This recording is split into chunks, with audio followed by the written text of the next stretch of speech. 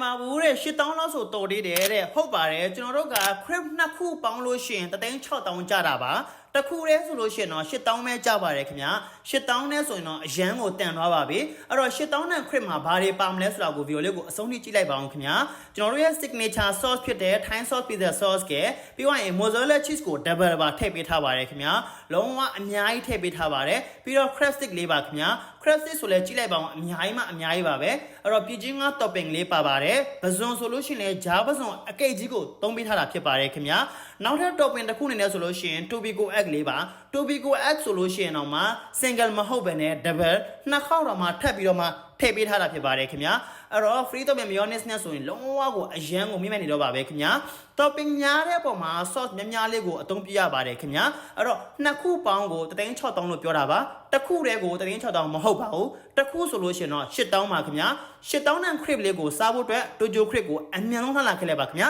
ကျေးဇူးအများကြီးတင်ပါတယ်ခင်ဗျာ